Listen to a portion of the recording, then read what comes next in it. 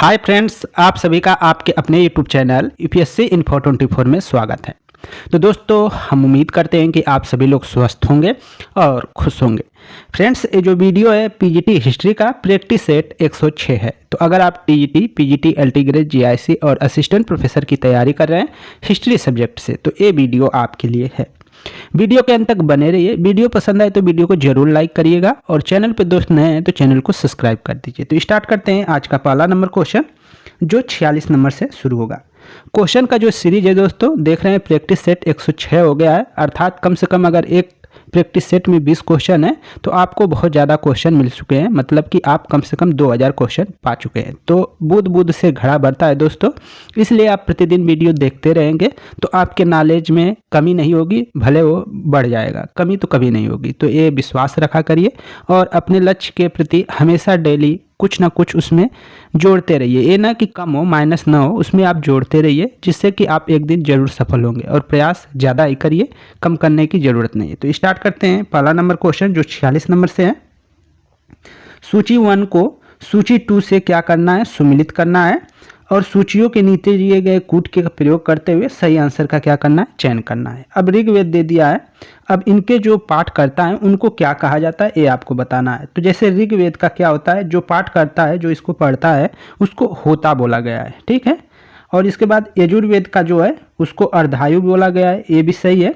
और सामवेद का जो होता है उसको उद्गाता बोला जाता है, उद्गाता। और इसके बाद अथर्ववेद का जो होता है ब्राह्मण या ब्रह्मा, ये याद रखिएगा। तो ऋग्वेद के जो होते हैं पाठनकर्ता, जो होते हैं, जो उनको पढ़ते हैं, उनको बोला जाता है होता या होत्री भी कहीं कहीं लिखा रहता है। यजुर्वेद के पाठनकर्ता को अर्धयु कहा जाता है। सामवेद के उद्ययनकर्ता को उद्गाता कहा जाता है और अथर्ववेद का जो पाठ करते हैं उसको ब्राह्मण या ब्रह्मा बोला जाता है। तो इसको याद रखिएगा और इस तरह मिलान करेंगे तो 1 2 3 4 ये वाला आपका सही हो जाएगा। यही है, इसको याद कर चलिएगा। आगे चलते हैं। आपका 47 नंबर क्वेश्चन है, निम्नांकित में कौन सा युग्म सुमेलित नहीं है? कौन सा सुमेलित नहीं है ये बताना है। तो इसमें देखेंगे सामवेद, गंधर्ववेद, अथर्ववेद, शिल्पवेद, ऋग्वेद, तंत्रवेद, यजुर्वेद, धनुर्वेद। तो इसका जो सुमेलित नहीं है वो बताना है। तो सी आंसर हो जाएगा दोस्तों। सी जो ऋग्वेद है वो तंत्रवेद नहीं है। आप अथर्ववेद को एक बार तंत्रवेद कह सकते हैं, लेकिन आप ऋग्वेद को तंत्रवेद नहीं कह सकते हैं। तो ऑप्शन आपका सी है, ये सुमेलित नहीं है। बाकी के सब क्या है? सही सुमेलित है। तो ये देखिए एमपी असिस्टेंट प्रोफेसर में पूछा गया क्वेश्चन था। व्याख्या देख लीजिए। ऋग्वेद तंत्रवेद नामक युग्म जो है सुमेलित नहीं है, जबकि सामवेद का गंधर्ववेद से सुमेलन सही है, अथर्ववेद शिल्पवेद से सही है, तथा यजुर्वेद धनुर्वेद युग्म जो है सुमेलित है। तो सामवेद। अन्य महत्वपूर्ण तथ्यों को देख लेते हैं, जैसे गंधर्ववेद सामवेद का क्या है? उपवेद है। जो गंधर्ववेद है वो क्या है? सामवेद का उपवेद है। शिल्पवेद जो है वो क्या है? अथर्ववेद का उपवेद है। अथर्ववेद का कोई उपवेद पूछेगा तो आप क्या बताएंगे? शिल्पवेद पूछेंगे। धनुर्वेद जो है वो किसका है? तो यजुर्वेद का उपवेद है। तो इस प्रकार चर विहू के अनुसार, जो चरण विहू के अनुसार ऋग्वेद का उपवेद आयुर्वेद है। ऋग्वेद का उपवेद जो है वो कौन है? आयुर्वेद है। इसको याद रखिएगा, इसको जरूर नोट कर लीजिएगा। किंतु श्रुश्रुत के अनुसार आयुर्वेद अथर्ववेद का उपवेद है। लेकिन जो श्रुश्रुत के अनुसार क्या है? आयुर्वेद का जो उपवेद किसका है? आयुर्वेद अथर्ववेद का उपवेद है श्रुश्रुत के अनुसार। लेकिन अगर चरण व्यू के अनुसार देखें तो उनके अनुसार जो ऋग्वेद है, ऋग्वेद का उपवेद जो है वो आयुर्वेद है। तो इन सब चीज़ों को आपको याद रखेंगे। यहाँ वैसे दिया है आपका शिल्पवेद अथर्ववेद का क्या है? उपवेद है। तो इसको याद रखना है, सबको आप नोट कर लीजिएगा, ये अच्छा क्वेश्चन है। 48 नंबर क्वेश्चन टीजीटी में पूछा गया है, युद्ध का प्रारंभ मनुष्य के मस्तिष्क में होता है, किस ग्रंथ में उल्लिखित है? युद्ध का जो प्रारंभ होता है वो मनुष्य के मस्तिष्क में होता है, ये किस ग्रंथ में ये बताना है। ऑप्शन है ऋग्वेद, बी है सामवेद, सी है अथर्ववेद, डी है मुंडक उपनिषद। तो आंसर क्या हो जाएगा 48 का? 48 का सी के साथ आंसर जाएगा अथर्ववेद में। ये बात की जो पुष्टि होती है तो किस में होती है? अथर्ववेद में होती है। तो इसको नोट कर लेंगे कि युद्ध का जो प्रारंभ होता है वो मनुष्य के मस्तिष्क में होता है। तो इस बात का जो जिक्र है वो आपके अथर्ववेद में किया गया है, याद रखिएगा। व्याख्या देखिए थोड़ा सा। कथन: युद्ध का प्रारंभ मनुष्य के मस्तिष्क में होता है। अथर्ववेद की एक प्रार्थना में निहित है, जिसमें मानव हृदय एवं मस्तिष्क के एकीकरण के लिए समान आशय में देवता को संबोधित किया गया है। आगे चलते हैं। 49 नंबर क्वेश्चन है और असिस्टेंट प्रोफेसर में पूछा गया क्वेश्चन है।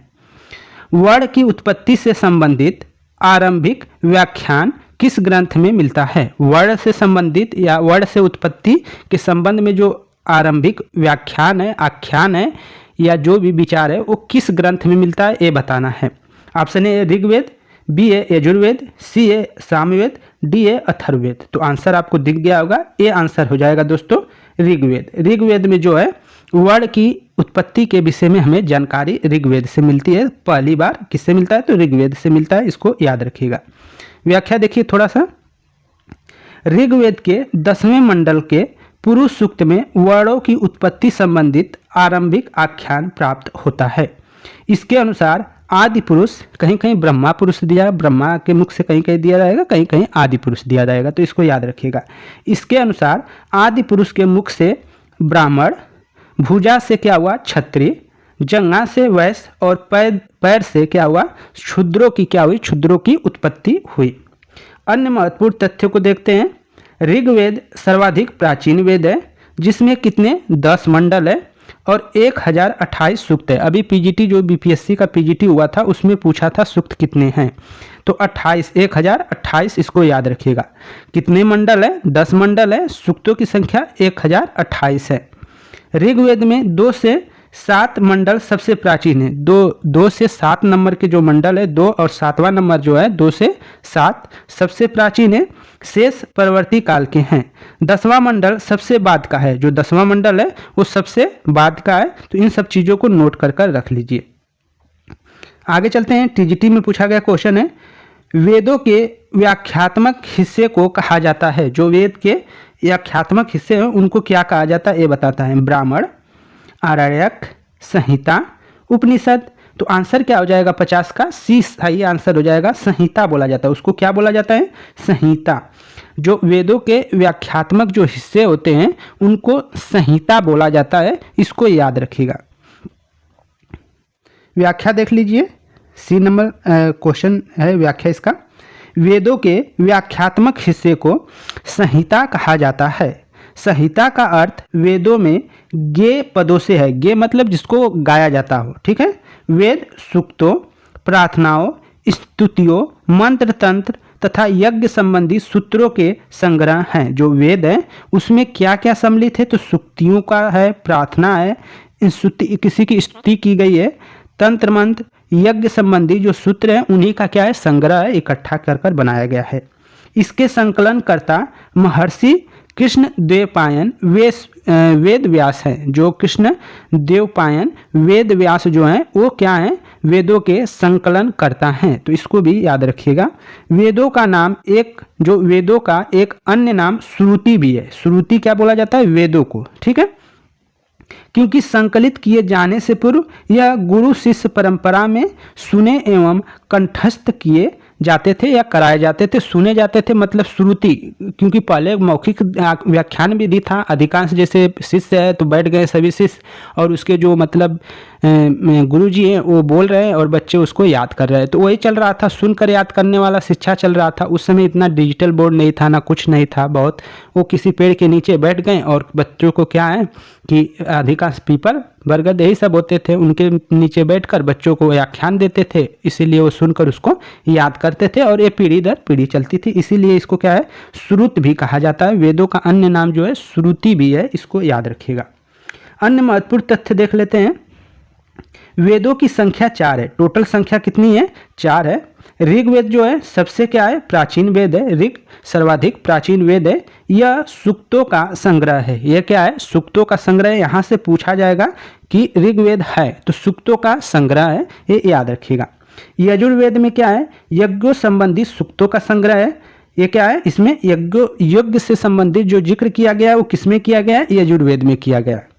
सामवेद में गीतों का संग्रह है, इसके अधिकांश जो भाग है गीत जो है ऋग्वेद से लिए गए हैं। इसके जो अधिकांश गीत के जो भाग हैं वो किससे लिए गए हैं, ऋग्वेद से लिए गए हैं। वैसे संगीत का जो जनक है वो सामवेद को माना जाता है, संगीत का जनक सामवेद को माना जाता है। अथर्ववेद जो है तंत्र मंत्र का संग्रह है। अथर्ववेद में तंत्र मंत्र के बारे में विस्तार से बताया गया है। जादू टोना भी यही में आता है, इसी में, इसको याद रखिएगा। ऋग्वेद, यजुर्वेद और सामवेद को वेद त्रयी कहा जाता है। वेद त्रयी किसको कहा जाता है, तो वो जो शुरुआत के हैं, जो पुराने जैसे ऋग्वेद, यजुर्वेद और सामवेद, इनको वेद त्रयी कहा जाता है। अथर्ववेद को नहीं, वो थोड़ा बाद में लिखा गया और सबसे नया है, तो इसको याद रखना है। 51 नंबर क्वेश्चन है, वेदों को कहा जाता है, वेदों को कहा जाता है वेदांत, दर्शन, ध्वनि, उच्चारण, व्याकरण। तो वेदों को क्या कहा जाता है, तो आंसर जाएगा सी के साथ आपका ध्वनि उच्चारण। वेदों को कहा जाता है ध्वनि उच्चारण, इसको याद रखिएगा। ये सब नहीं मारेगा, कोई और कुछ कर लेगा। तो ध्वनि उच्चारण क्या हो जाएगा, वेदों का अर्थ आपका हो जाएगा, वेदों को कहा जाता है ध्वनि उच्चारण। व्याख्या देखिए, थोड़ा सा क्लियर होगा आपका।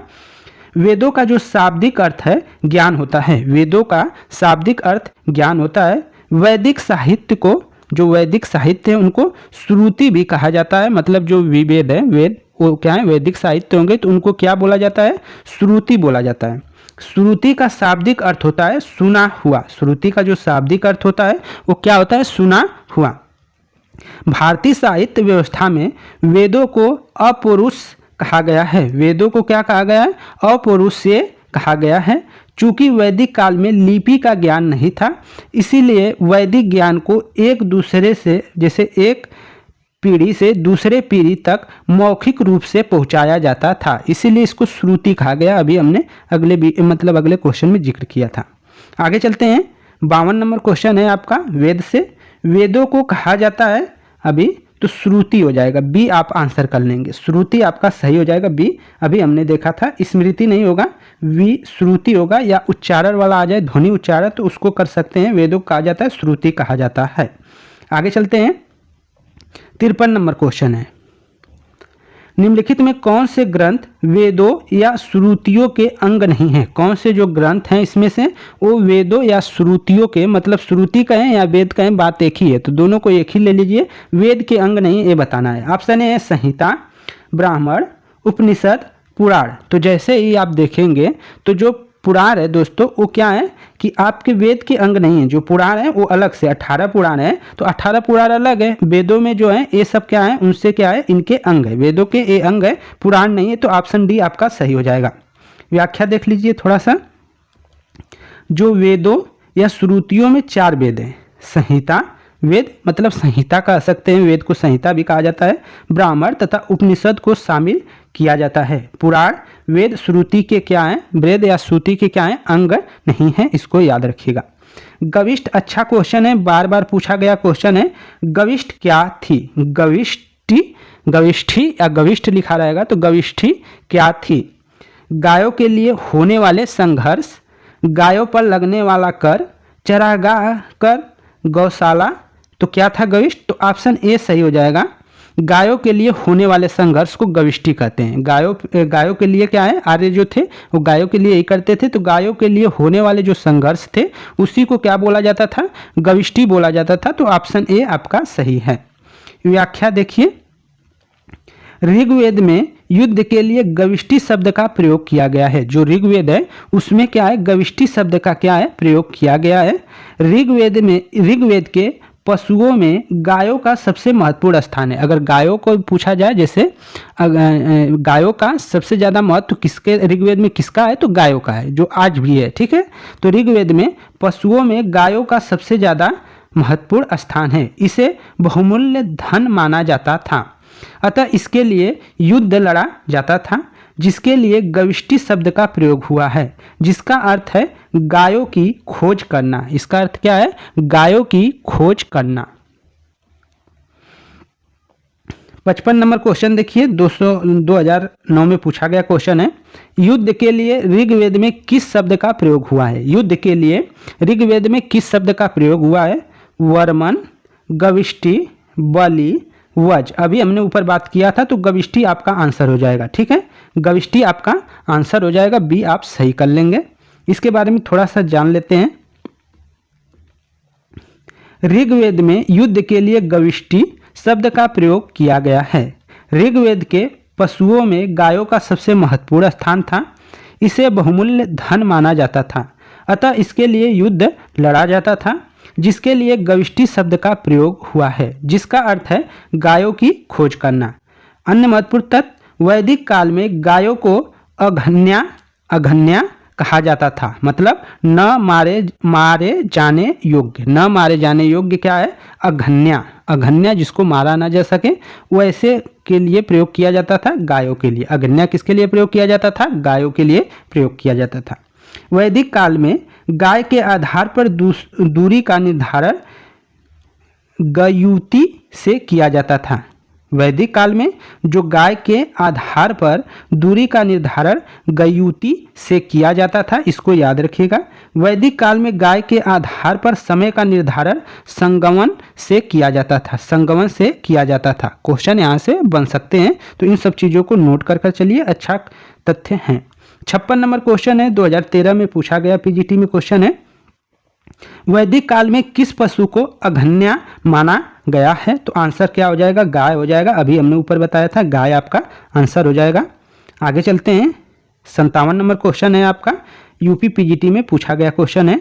ऋग्वेद में धनाढ्य व्यक्ति के लिए निम्नलिखित में से किस शब्द का प्रयोग किया गया था? अगर कोई धनाढ्य जो ज़्यादा अमीर है आदमी, उसके लिए कौन सा शब्द का प्रयोग किया गया था? गोप, गोपति, गविष्टि, गोमत। तो आंसर 57 का दोस्तों क्या हो जाएगा? डी सही हो जाएगा। गोमत का प्रयोग किया गया था। गविष्टि तो युद्ध के लिए होता था, गोमत आपका आंसर हो जाएगा। गोमत प्रयोग किया जाता था किसके लिए? तो ऋग्वेद में जो धनाढ्य व्यक्ति होते थे उनके लिए किया जाता था। व्याख्या देखिए थोड़ा सा। ऋग्वेद में धनाढ्य व्यक्ति के लिए गोमत शब्द का प्रयोग किया गया था।